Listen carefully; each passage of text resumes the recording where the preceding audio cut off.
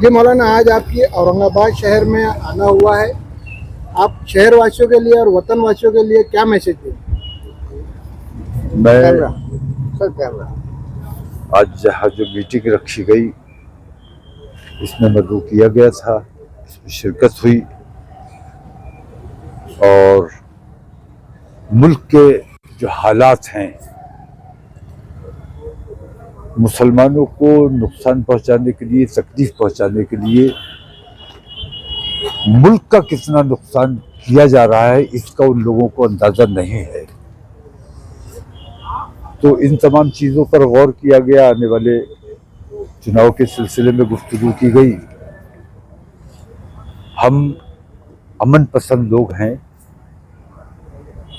हर किस्म की तकलीफ अपने मुल्क के अमन व अमान के लिए बर्दाश्त करने को तैयार रहते हैं और हमने आज तक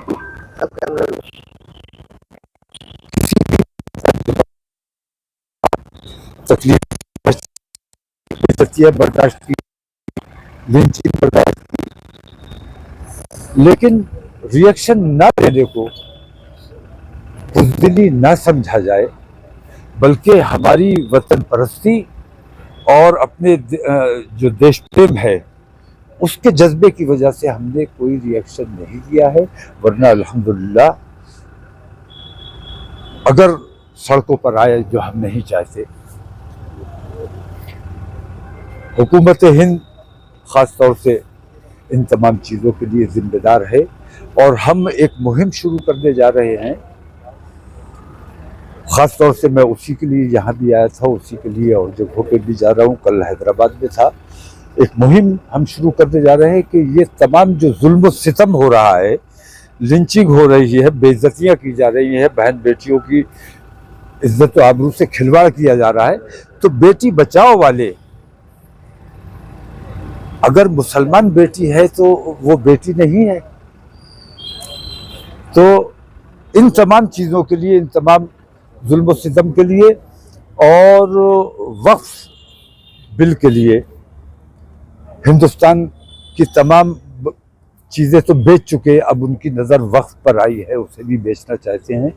तो इन तमाम चीज़ों की मुखालफत के लिए हमने ये तय किया है कि हम दिल्ली में इंशाल्लाह बहुत जल्द धरना करने जा रहे हैं और जब तक नरेंद्र मोदी का इस्तीफा नहीं होगा तब तक इंशाल्लाह हमारा ये धरना जारी रहेगा। मुसलमानों के मस्जिदों को निशाना बनाया जा रहा है, क्या करें?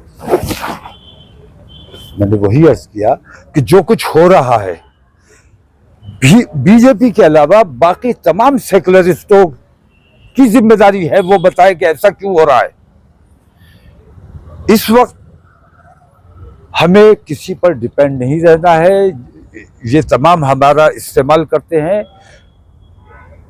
हमें अपना काम खुद करने की ताकत और सलाहियत अपने अंदर पैदा करनी है, अपने मुल्क और अपनी मिल्लत के लिए मफाद में काम करना है। जो नुमाइंदे चुन कर दिए वो लोकसभा में आवाज नहीं उठा रहे मुसलमानों की, क्या करें? नहीं उठाएंगे।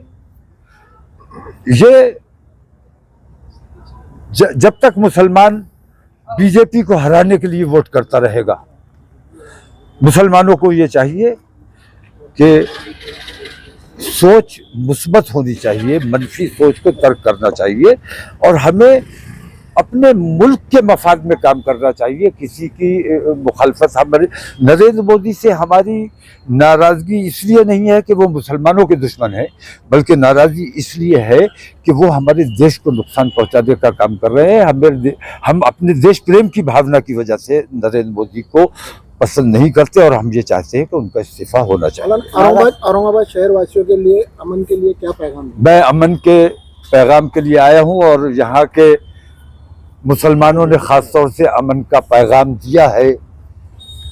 एक गैर मारूफ शख्स ने हुजूर नबी करीम अलैहिस्सलातु वस्सलाम की शान में गुस्ताखी की, हुकूमत उसकी सरपरस्ती कर रही है। मैं कहता हूं कि कौन सा कानून है? मुसलमान के लिए दूसरा कानून है, इन लोगों के लिए दूसरा कानून है। उसको जेल में अभी तक नहीं डाला गया, बच्चे धरने पे बैठे हुए हैं। कार्रवाई की जानी चाहिए और मुसलमानों ने अमन का सबूत दिया है कि उस उसके खिलाफ एक्शन खुद लेना चाहिए था, क्योंकि हुकूमत बेईमानों की है और वो बेईमानी कर रहे हैं। और ऐसा शख्स जो हमारे औरंगाबाद में खासतौर से जो फसाद कराना चाहता था, उसकी इस कोशिश को नाकाम किया है यहाँ के मुसलमानों ने, ताकि अमन बना रहे। लेकिन जो गुस्ताखी की है, हम हुकूमत से मांग करते हैं कि अभी भी वक्त है, आपको उसके खिलाफ एक्शन लेना चाहिए। और अगर मुसलमान सड़कों पर आ गए तो आपको इसका जवाब देना मुश्किल है। मौलाना साहब, आपसे आखिरी सवाल। बहुत कल इम्तियाज जलील साहब रैली लेके जा रहे हैं, आप क्या कहना चाहेंगे? आप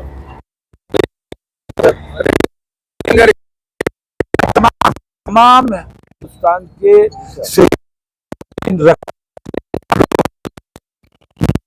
के इलेक्शन के लिए काम कर रहे हैं, खासतौर से उनकी बात,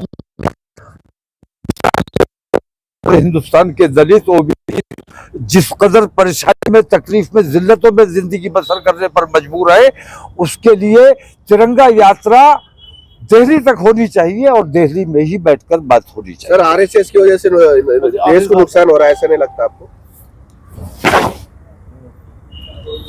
आरएसएस की वजह से देश को कितना नुकसान हो रहा है, नरेंद्र मोदी की वजह से देश को कितना नुकसान हो रहा है, ये हमारे सोचने से ज्यादा आम हिंदू को उस पर तवज्जो देनी चाहिए।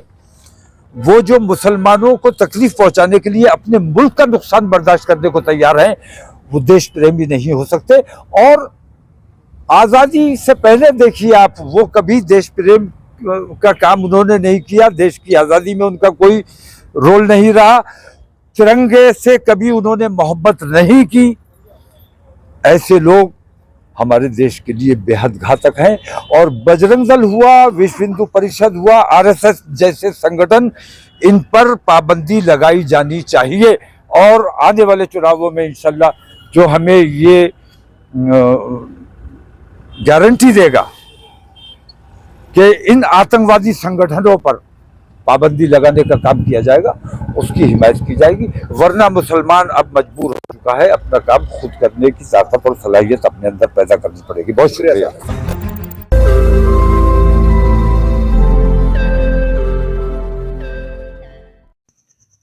रोज नई खबरों को देखने के लिए हमारे औरंगाबाद समाचार चैनल को सब्सक्राइब कीजिए और नोटिफिकेशन पाने के लिए हमारे बेल आइकन को दबाइए, ताकि हर खबर की नोटिफिकेशन आपको मिलती रहे।